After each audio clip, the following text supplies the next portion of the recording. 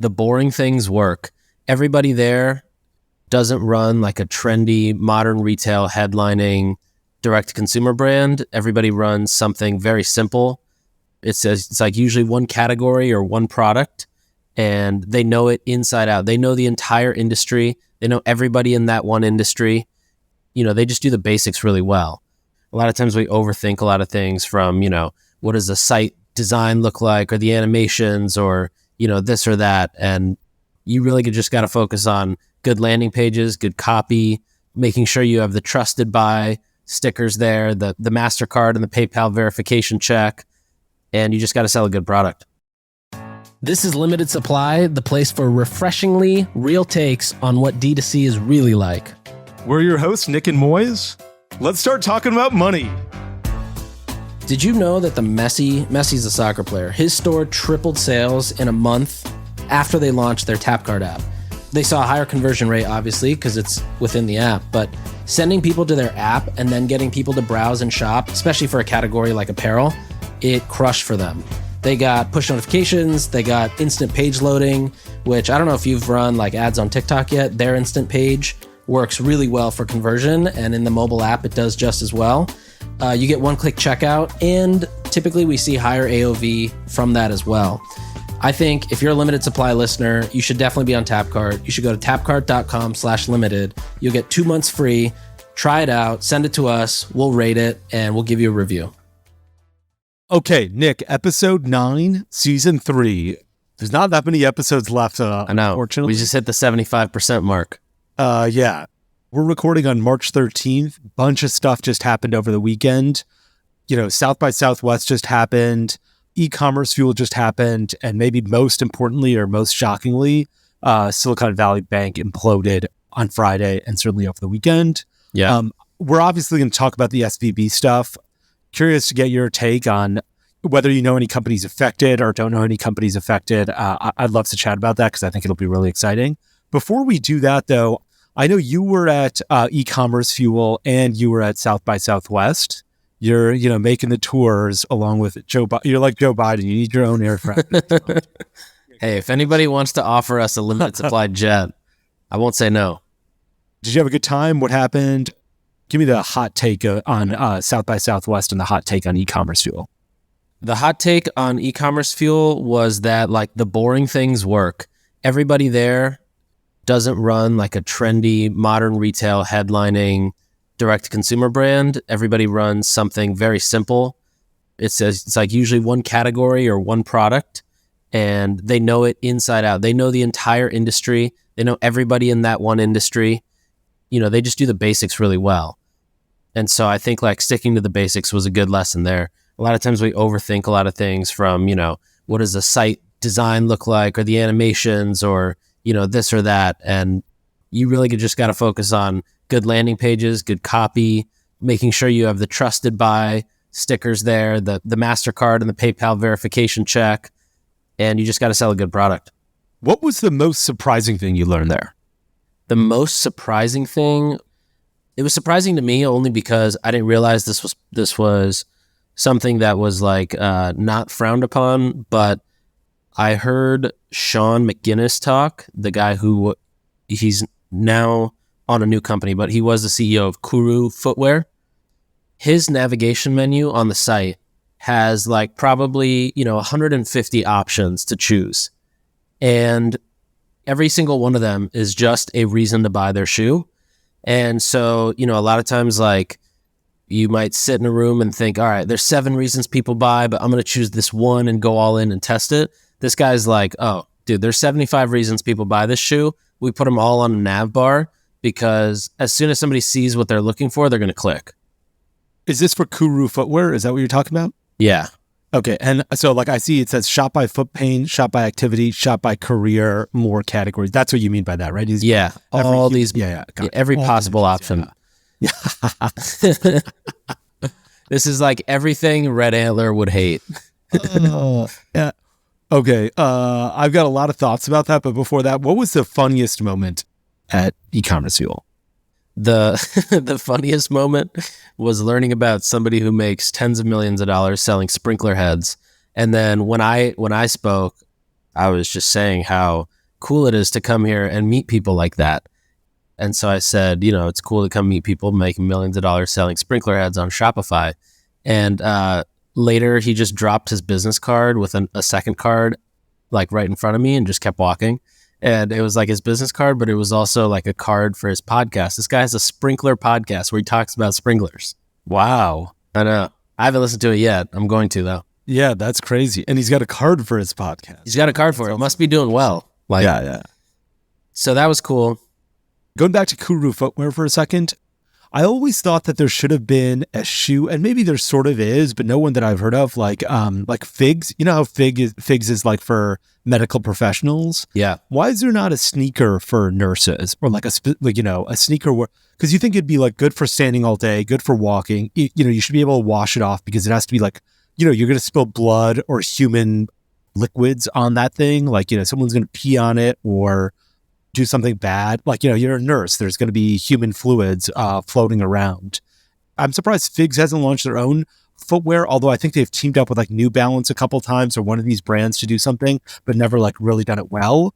I'm surprised there's not a nurse's footwear like there is nurse's scrubs that, looks better and is also like made specifically for nurses. I think that's a real opportunity.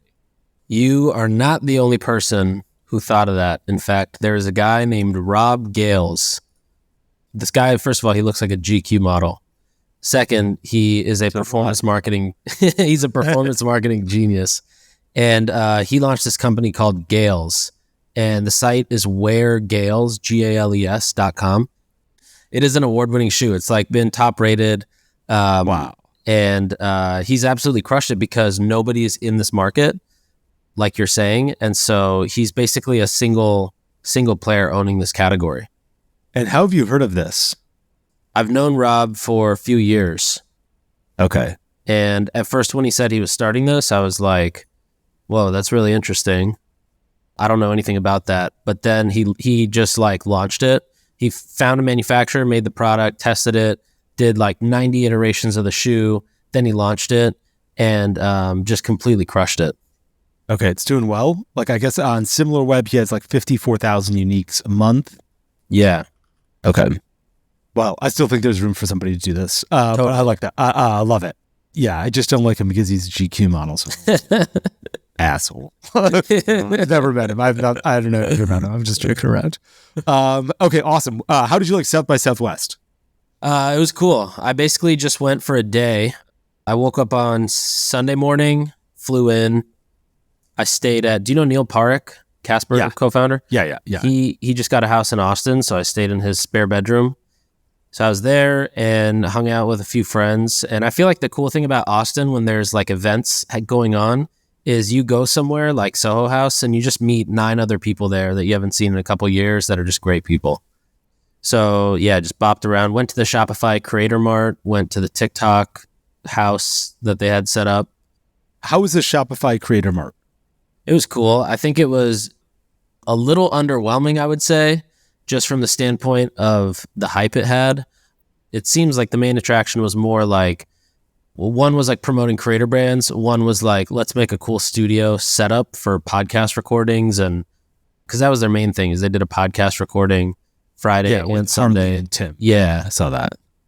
I mean, on the other hand, maybe the goal was keep it quick moving because there was just thousands of people there. So they don't want people, slowing down. But what was cool was it was all creator brands. So they had Chamberlain Coffee, just like you could get coffee from Chamberlain Coffee. There's this other brand, Juvie, that we also launched. And they had a Juvie slushy machine, which is basically like an energy drink. But what else? You got like a barcode when you got in. You would scan the boxes. And then if it says winner, then you go collect a little prize bag. Did you win anything? I did. I think it was like a can of Juvie. And truthfully, I just put the bag in Dennis's car and didn't even see it. But I think it was like a can of Juvie and something else. Yeah, I wish. And then out of curiosity, what is Neil from Casper up to these days? Believe it or not, I probably shouldn't say this. He was like one of the first 10 customers at Native. Like I remember the first 10, I remember I was looking at all the orders for the first time people ordered from us. Yeah. He was definitely one of the first 10 that ordered. And he didn't say, "Hey, this looks a lot like Casper's website. What the fuck are you doing?" He didn't say that. You didn't expect that. What's he up to these days? He is working on something new. I probably shouldn't share it yet just because he's in stealth mode, but he's working on something new that I think is pretty interesting. He's just a cool dude. He's like a cool Indian Heard dude. great things about him. Yeah. Never met him, but I've heard fantastic things about him. Yeah. What was the funniest thing that happened to you at South by Southwest? Probably not a ton. Honestly, the coolest part was I went to this dinner last night. So do you know Night Media? They're like the talent company, the venture arm, and the media company that's like the Mr. Beast management team. Yes. So I went to a dinner that they hosted last night and met a ton of people who listen to Limited Supply and love listening to it. So that was probably the coolest part. Okay, I want to talk about a couple other things before we get to SVB as well, because I feel like that's been dominating the news. And while I do want to spend some time on it, I hate, I'm not sure if everyone wants to hear 45 minutes of SVB. Yeah. One is Birchbox. Birchbox seems to have completely failed. Did you see that? Have you noticed that or not? I actually heard about that, but what happened? It's unclear. Like in 2021, they were purchased by somebody for like $45 million that did like subscription boxes, but maybe a couple months ago, they just posted this thing on Instagram basically saying, "We know we're disappointing you guys. We're going to have answers for everyone in a couple weeks." And, they've never had answers for anyone. They posted that November 7th, 2022. So 5 months ago. It says, "To our members, we know you're frustrated. Birchbox is facing a host of unprecedented setbacks that are affecting all of you, our cherished members. Within a couple of weeks, we will be able to share details about the future and what you can expect." Anyway, a bunch of people are getting screwed because basically, if you bought a year subscription box, you're not going to get another box ever again because this business is over. That is crazy. There was, what was the other company that this just happened to recently? It was another, it might have been... Touch of Modern? Yeah, I think it was Touch of Modern. Touch of Modern isn't a subscription box, but they sort of also went away that kind of marketplacey though. Yeah. And the question is what happens to vendors and all that kind of stuff when you go through bankruptcy, which, I guess perhaps is a good segue to finally start talking about SVB and what happened. I guess before we start, do you know any brands that bank there? Yeah, a couple. One was Camp, which is like a kids retailer brand. Another one is Omsom. They're the sauce company. Yeah. And then IMI was also at Silicon Valley Bank. Oh, were they? Yeah, but they got out on Thursday or Friday. He was quick. Oh, that's right. Yeah. Did you know? I was actually surprised that most of the people I talked to were not banking with Silicon Valley Bank. Most people were either Mercury, Brex, or Chase. So a Chase I get and Mercury I get. I thought Brex was just a credit card. It's a whole bank. You can do all. Yeah, they recently added an entire bank behind it, and they started pushing that heavily. And I think it yielded a bunch in interest payments back to you, or they had some sort of catch to it. But I remember there was some sort of a financial incentive to do it, and a ton of people moved to Brex. American Express also has business banking as well. I didn't know that. Yeah. There was one company that I know of. They were they texted a couple of people on Thursday and they're like, "Hey, should we move our money?" And one of the guys was like, "No, you're going to be completely fine." And then on Friday, they're like, "Should we move our money?" And I was like, "I think you should move your money." Friday morning, early morning. And they're like, "Okay, great. We initiated the wire." And they're like, "And wires are over, as is the bank." And so they didn't get their money. They were worried about what they'd have to do over the weekend. I got a bunch, not virtually all, but probably 20% of the startups I've invested in emailed and either said we have exposure or we don't have exposure. And obviously everyone sort of was fine today because the federal government stepped in and said, "Hey, this is what happened." Mm-hmm. I guess a couple of things. One is, how much are you aware of what happened? I feel like I'm only about 30% aware in terms of understanding what happened, why it happened. The way I understood it was the way banks make money is they loan their assets out to basically go make more money for them. And with the trajectory, the same way that e-commerce companies over-ordered inventory for 2022, they overextended their capital thinking the deposits were going to continue at the same rate. and then some memo got leaked. This is where it gets a little tricky. Some memo got leaked, or some memo was put out, and it became a signal for people to immediately start taking their money out. And that's about it, other than like, it gets resolved. That's a pretty good summary, I'd say. Like, for someone who's been traveling for 3 days straight and zero sleep, I'd say you probably got what 99.9% of people got. There's this great article by this guy named Mark Rubenstein. It's called The Demise of Silicon Valley Bank. I just shared it with you. And it is such a fucking good... I don't know who Mark Rubenstein is. I've never met this guy. I just Googled this article. This guy, not only did he sum up the issues, he summed it up in a way that's really dumb people can understand. And so basically, I was reading this and I thought that was such a good summary. Basically, what happens is when a bank purchases, a bank's job is, hey, you're going to deposit money at the bank and we're going to loan that money out and get higher interest, right? So Nick, you've given me Moiz Ali Bank $1. I'm going to give you 1% interest, but what I'm going to do is I'm going to loan that $1 to John, and John is paying me 5% interest. So I'm paying you 1% and I'm keeping the other 4%. And that's how I make money. And, that's a very good business model because it costs me only 1% to, borrow $1 from you, and I give it to John and I get 5%, and I get the difference between those two. Yeah. Now, Silicon Valley Bank was an interesting bank because, it focused primarily on tech, on startups. And it grew the number of deposits it had over the last 4 years in an insane way. In December 2018, it had 50 billion in deposits. 2 years later, December 2020 has 100 billion in deposits. So it's double the business. December 22, 175 billion in deposits. So basically, they're virtually doubling every 2 years while the industry is growing at not even half this pace. Like Silicon Valley Bank is growing, doubling its size, and the rest of the industry is only growing 37%. And when I mean the rest of the industry, I mean Chase's deposits are going up 37% during this time, while Silicon Valley Bank's deposits are doubling. So Silicon Valley Bank is like, hey, the Nik Sharmas of the world 4 years ago deposited 49 billion. Now we're sitting on 200 billion. That's a massive difference. And the other thing that happened is, at Chase Bank and at Bank of America, I bank at Bank of America and have since I was, probably 15 years old.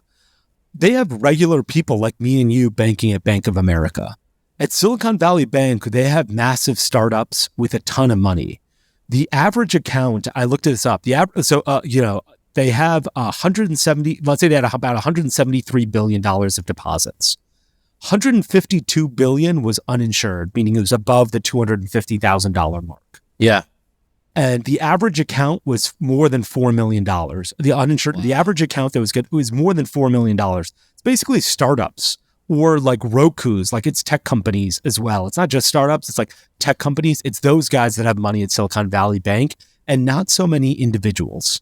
So one is like, what becomes important is the size of their account. It's a massive account with a small number of depositors. Like, how many depositors does Bank of America have? A ton. Because every Joe Schmuck like me banks at Bank of America, while, Silicon Valley Bank just has a bunch of rich people or startups. So what happened is like, Nick, let's say you kept your money at Silicon Valley Bank and you had deposited $1 and I was paying you $1.01. Well, at some point you realized, hey, interest rates have gone up a lot. And I'm getting $1.01 from Moiz, but if I go to the bank of Joe Biden, I can get 5%. Instead of getting $1.01 at the end of the year, I can get $1.05. So a bunch of Nik Sharmas of the world in this instance were like, hey, look, I can go get $1.05 instead of $1.01. Silicon Valley Bank, it's been real, thanks a lot, but I'm going to take some of my money and go get higher interest rates. So that was one thing that happened. The other thing that happened was the tech market started getting a lot quieter. So, as Silicon Valley Bank was used to getting a lot more deposits as a result of VCs funding other companies and them having accounts as SVB, those things sort of dried up. And so what happened is that for the first time in a long time, the dollar deposit value at SVB declined. So it was 198 billion at the end of March 22, 173 billion at the end of December, and 165 billion at the end of February 2023. Wow. So, and this is all based on this article, so just to be clear, my research is from a couple articles that I read. I didn't, go talk to the CEO of SVB or anything. I imagine he's not doing interviews with schmucks like me. But in any case, their deposits are falling. And what happened is about a year ago, Silicon Valley Bank made a terrible, terrible decision. They said, okay, world, well, we have $200 billion in deposits. You know what we should do is we should buy a lot of debt with a long-term maturity date. So basically, we're going to we're going to spend $80 billion and buy mortgages that'll be due in 2030, 33 or 34. And those mortgages pay no interest, basically no interest, 2% interest. And so when interest rates go up, the price of a security goes down. So like, let's say you have a dollar security from the US government and it's paying 5% in interest. Well, if you can get 10% in interest, 10% is way better than 5%. So I'm not ready to buy your 5%. Let's say you have this thing that's paying 5%. And I found a thing that's paying 10% by the US government. Well, guess what? Your 5% thing isn't as valuable because I can get 10%. So you got to mark down the price of your thing, your bond from the US government. So that's basically what SVB had to do in this instance. They said they bought $80 billion of securities at a really low interest rate. And as interest rates started going up over the past 12 months, the value of their security dropped materially. And finally, they had to do about a $2 billion write-down. And when they did a $2 billion write-down, they said, we're going to do a $2 billion write-down because the value of our securities has gone down a bunch as a result of interest rates going up. And we're going to add $2 billion to our balance sheet. We're going to raise $2 billion. And that $2 billion never came in. And, everyone got scared that they weren't going to be able, there was just a run on the bank. How long ago did they say they were going to raise $2 billion? Was that the memo that came out last Wednesday? Yeah, that was the memo that came out last week saying, so just to be like, I feel like I've done a poor job of explaining this. Basically, the value of a security, if you have a bank account or if you own an instrument and you say that says, hey, Moiz is going to pay me 5% on $1 every year. So I'm going to pay you $1. I'm going to pay you 5 cents every year, right? So on the dollar, if you loan me $1 today, I'm going to give you 5 cents from a year from now. Well, what if to somebody else, to John, I offer him 10 cents? I'm going to offer him 10 cents for every $1 he loans me. Now, both of you are selling this $1 loan that I have, right? You're like, Nick, you're like, look, I need the $1 back. I'm going to sell this to somebody else. Well, they're going to say, well, I can buy John's and Moiz is paying John 10 cents. Nick, he's only paying you 5 cents. Your thing is worth less, right? Because a year from now, I only get 5 cents from you. I get 10 cents from him. So fuck you, Nick. I'm not paying you $1 for your thing. I'm only paying you 95 cents. So that's what happens. So basically what happened is that they had to write down the value of their bonds because interest rates had gone up so much.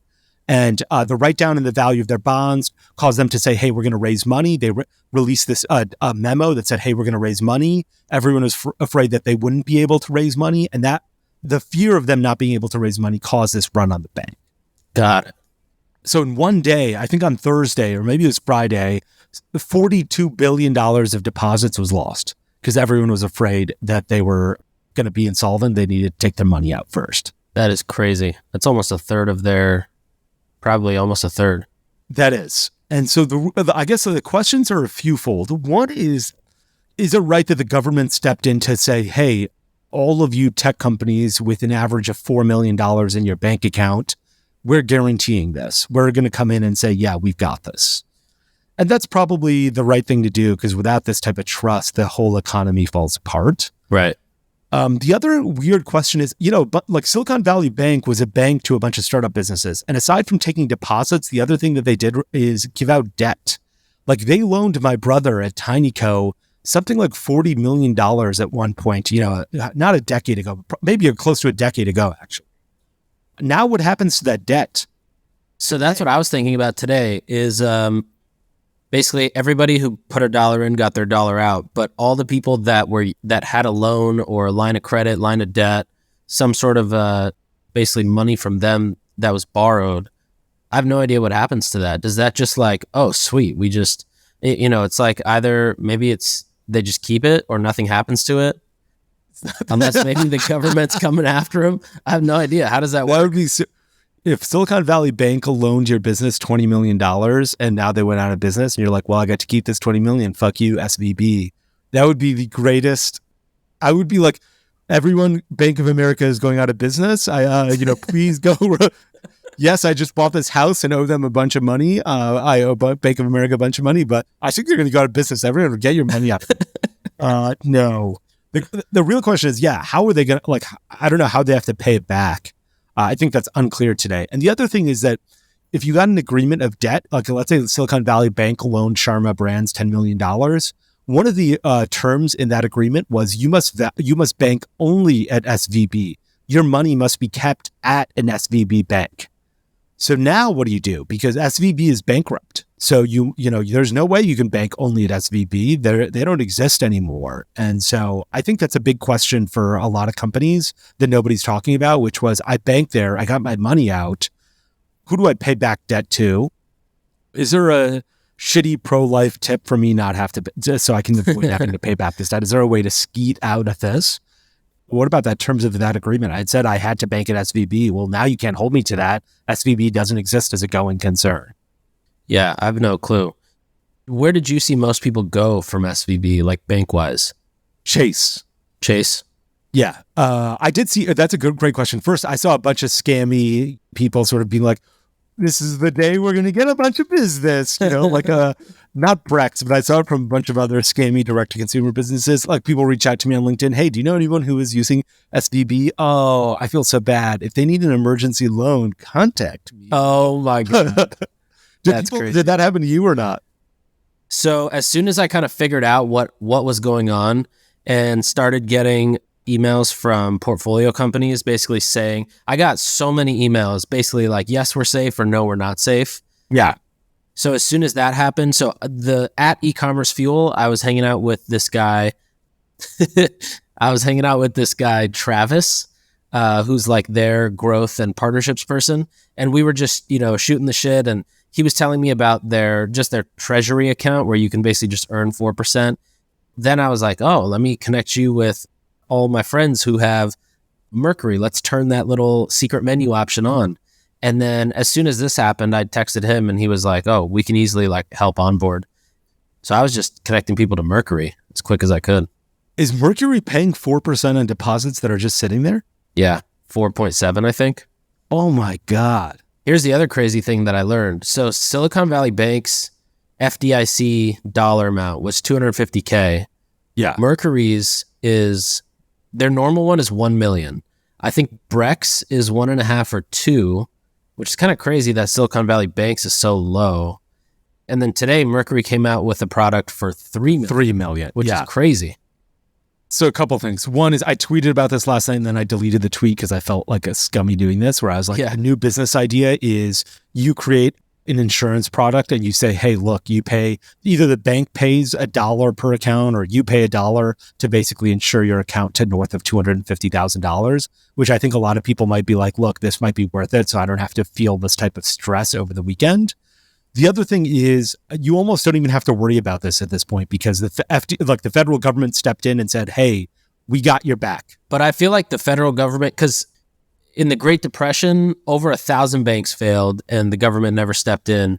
But here I feel like they almost just stepped in because of how much innovation power for the country is sitting behind Silicon Valley Bank's deposits.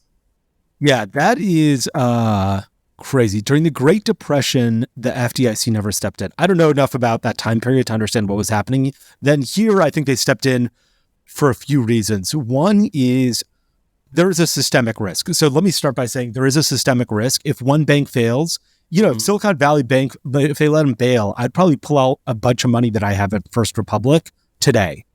And what would you do with that? You'd get cash? Chase. Dollar bills? Put it into Chase or Bank of America. Yeah. Because Bank of America and Chase, if Bank of America or JP Morgan Chase is allowed to fail, that's the end of the United States as we know it. Overnight. Think about how many tens of millions of people bank there. If you can't get your money out of JP Morgan Chase bank account or P&G banks at JP Morgan Chase, big Fortune 500 companies do. If you can't get your money out of there, that is one of the pillars of the American financial system that falls. And so this is like a domino where if the pillar is JP Morgan Chase, this is SVB, and one can push over the other. I don't think we want to talk a ton about politics, but this is a massive bailout.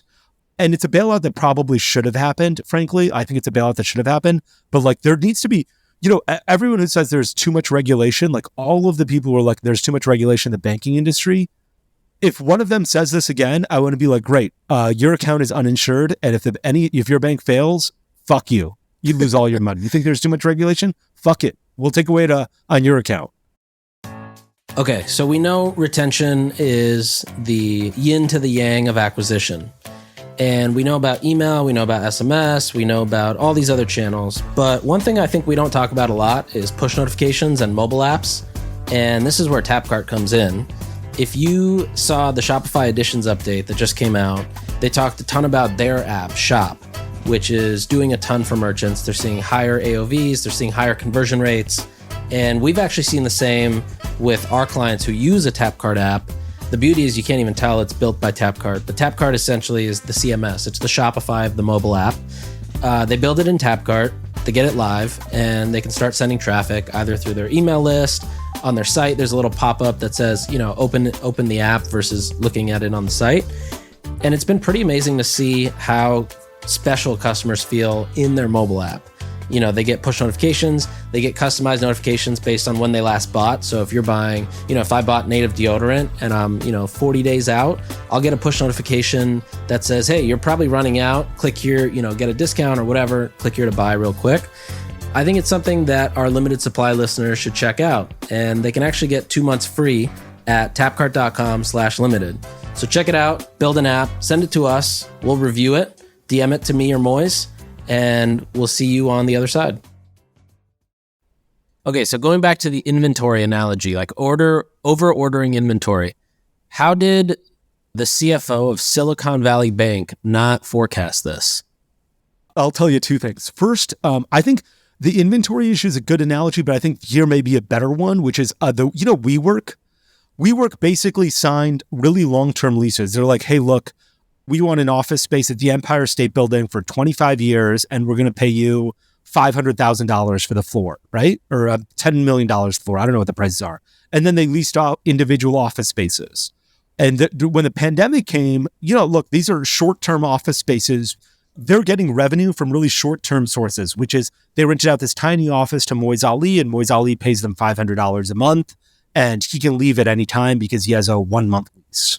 Mm-hmm. They cannot leave the Empire State Building or the $500,000 obligation have because they signed a 10-year lease. That's sort of what happened to SVB. They got all the money that they in their deposits from people who had short-term deposits they could leave at any time, and started to because they found cheaper interest rates or cheaper housing or office space elsewhere. But they had really long-term obligations in that they purchased a security that they had to hold for 10 years. And like the value of that security went down a lot. So I think of it a lot like WeWork, which is you get revenue from short-term sources, but you have to pay out something it's almost the opposite, but like it's the short-term versus long-term. You got all of your money from short-term sources, but you signed long-term obligations, and those long-term obligations are killing you because your short-term sources of revenue are disappearing. Right. You imagine you have an office space at the Empire State Building. You rented out the whole floor. For the last 2 years, every single office space has been taken. Then a year ago, it was, 90%, then 70%, now 60%. Well, guess what? The Empire State Building is like, you got to pay us. You got the whole floor. And you're like, I only have this 60%. Well, go fuck yourself. It's like the mafia. Give me my money. Right. That's your problem. Pay me. Right. And so I think of it as like that WeWork problem. I'm sorry, but what was your question? Your question was, how did they get into this? How did the CFO not predict that venture capital investing would slow down, which would then, cause deposits to slow down? Yeah. I work with this wealth manager, okay? Mm-hmm. And I'm not going to name their name because I'm going to say a bunch of bad things about them right now. But about 18 months ago, they're like, Moiz, the Fed is going to get us to a soft landing. We're not going to have to raise interest rates. The Federal Reserve isn't going to raise interest rates that much. You keep all of your money in these corporate bonds that are slowly decreasing in value because interest rates are going up, but it won't be bad. All of the pain we've already suffered. And this was more than a year ago. They're like, all of the pain you've already suffered, you won't suffer any more pain. And I was like, no, get all of my money out of corporate bonds because I think the value of those bonds is going to go up because I think interest rates are going to keep rising. Fuck you. And they're like, no, here are 20 PhDs that we have. We manage money for billionaires. You're the poorest person that we know, and you're the dumbest person that we know, and you're wrong. Keep your money in this shit. And I was like, no, you dumb assholes don't know anything. And so I was like, get my money out of here. I did take my money out and then I was like, hey, put it in US. Like this wealth manager got it completely wrong. I think a lot of people, and the reason I say this is because today it's very obvious in hindsight that interest rates were going to go up a lot. But even a year ago, I remember tweeting being like, hey, I think interest rates are going to go up above 5%. And people are like, no, it's not going to get that high. Like a year ago, it was not clear that interest rates would get north of 5%. Today, they're above 5%. It's unclear whether they got north of 6%. What's very clear today was not clear a year ago. And so a year ago, when SVB was buying these shitty mortgages with 10-year maturities, they were saying, okay, we're going to take 2% interest for the next 10 years.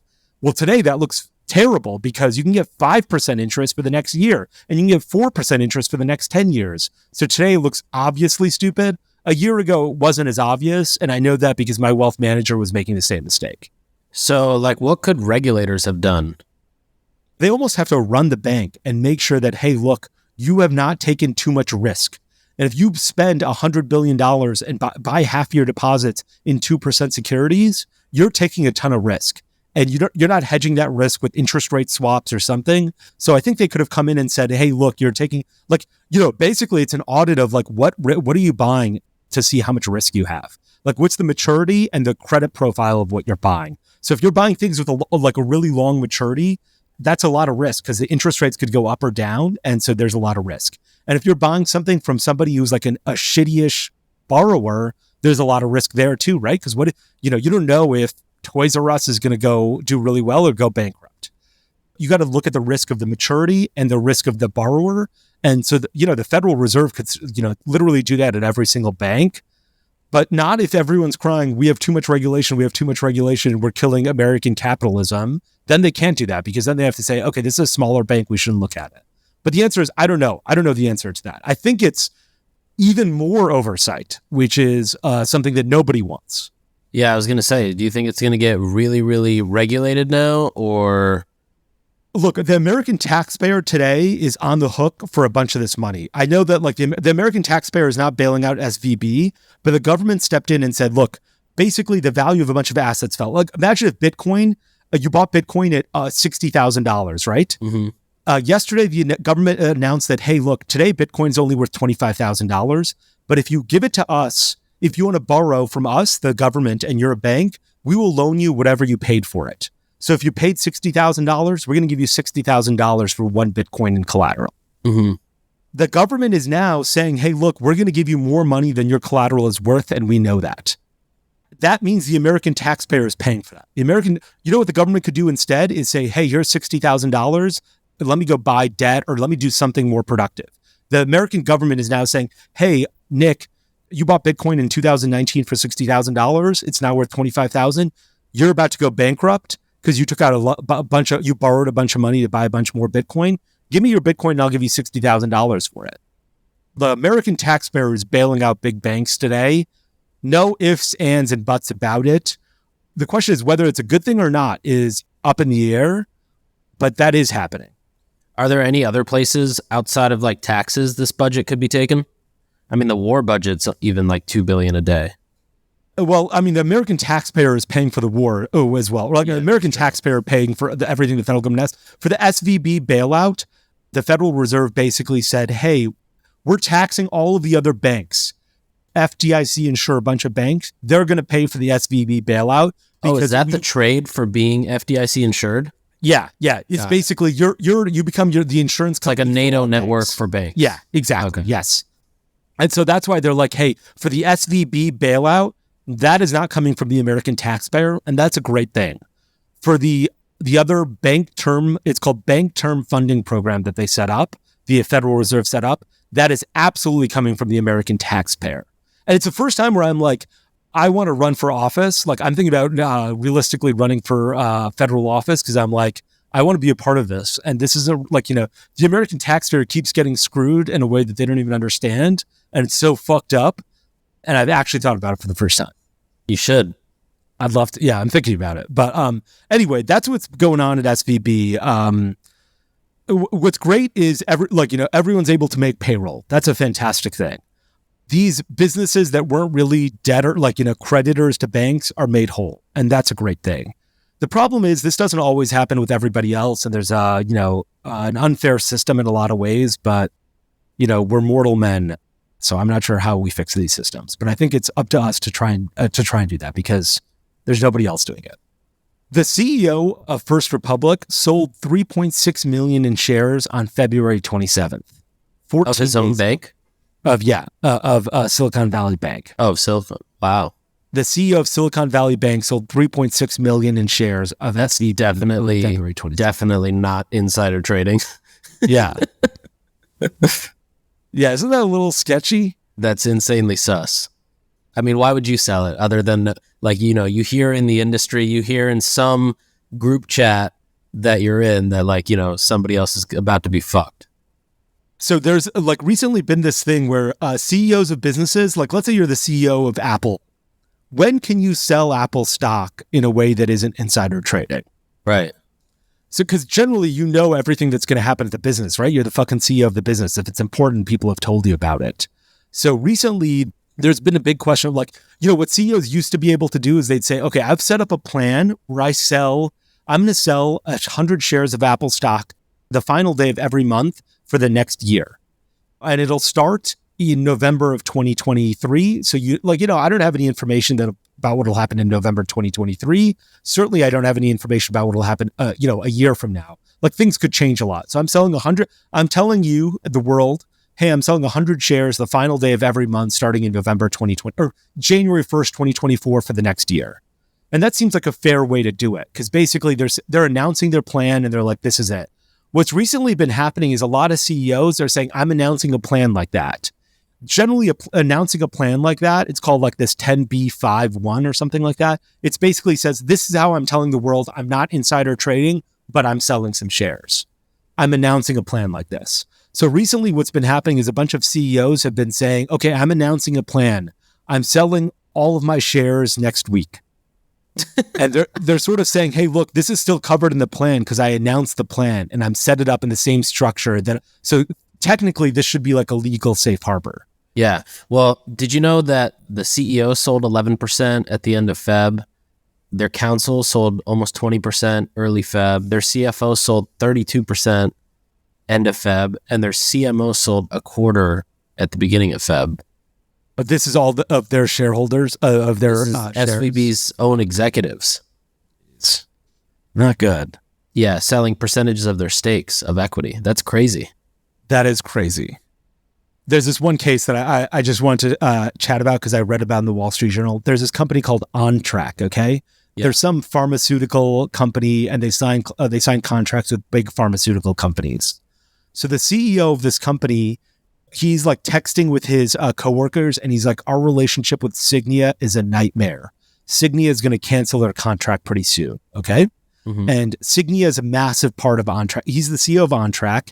And he's like, we're going to lose our biggest client very soon. So he's like, hey, I'm trying to sell some shares. I need to sell some shares because he knows this is going to happen. So he goes to a brokerage and he says, hey, I need to sell my shares of this business. And they're like, look, you got to wait 30 days. He was trying to do that plan that I talked to you about a second ago. He's like, I want to create a plan to sell some of my shares. And they're like, you can't sell any shares for 30 days because you're just creating this plan and you can't trade on insider information. And he says, fuck you. I'm not working with you. So he goes to another brokerage and he says, hey, I need to sell some shares of mine. So they say, okay, let's sell some shares of yours. So he says, okay, I'm going to create a plan. It's August 13th. Okay. He creates the plan on August 13th, 2021. His first sale of shares is on August 17th, 2021. Okay. So 4 days later, he starts selling shares, but he's like, look, I did it according to a plan. So it shouldn't be insider trading, even though it really is. Right. On August 19th, so 2 days after he starts selling shares, they announce that they're losing Signia as a customer and their share price falls 50%. He sells for about $22 a share. The shares end up at $11 a share. Wow. And so he's like, hey, look, I traded according to my plan, according to a plan. So I'm safe. Here's the plan. And the US government is like, no, you're insider trading. What happened to him? This is in court right now. He sold $24 million of OnTrack sales in 2021 under his 10b5-1 plan. He sold $24 million and the stock declined from $32 when he started selling to under $10 Stock trades at now under $1. Oh my God.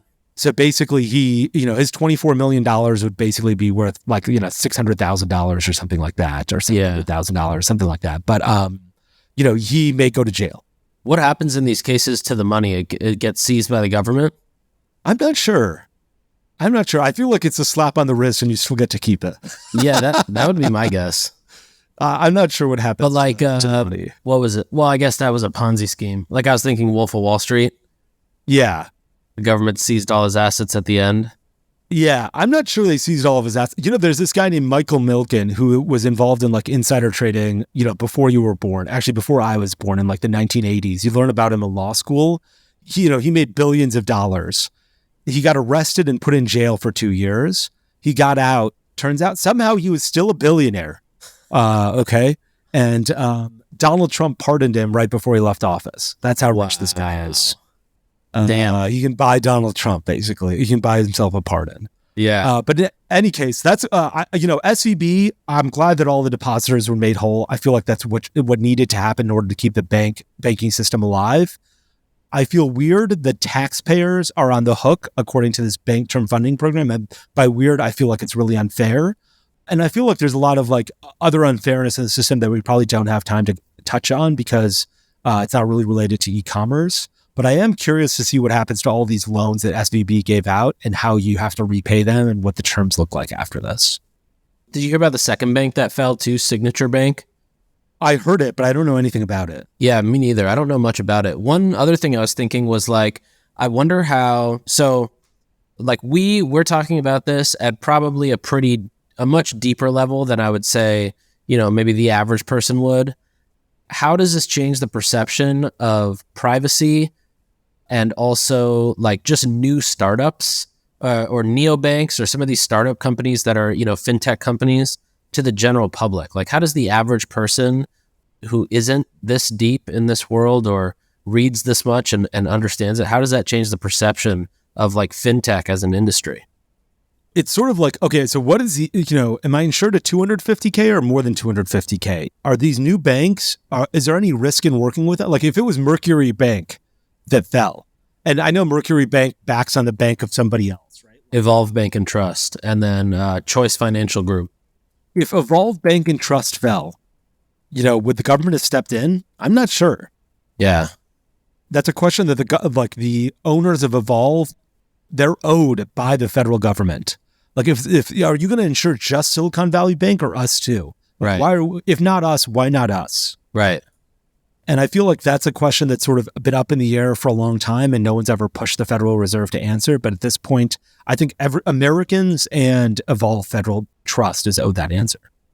It'll be cool to see the more positive repercussions of this whole incident and how it shapes how it shapes rules or federal regulations, just even things like Mercury Vault coming out and being shipped, what type of products come out of it. For sure. Okay, I think we got to wrap up there. Our next podcast, I've got all this gold about Allbirds. I love Allbirds. I think it's a great brand. I love the people that run Allbirds. It's had a very tumultuous career as a public company. Started out with a $4 billion valuation and today trades at under $200 million. And I want to get into what has happened over the past 2 or 3 years as a publicly traded company where a ton of information is available. Some quick highlights of that episode is first, Q4 2022 was the first time that they had a revenue decline between for a year-over-year comparison. So Q4 2021 actually did more revenue than Q4 2022, which is pretty crazy. Their sales went down. Wow. And there's one other thing I want to mention. They hired a new CFO, and I don't know anything about this person, and I don't think this has anything to do with anything other than I think it's interesting because they have to announce the salary that they give this person. Oh. And so I'm always curious what salaries look like for positions like this at publicly traded companies.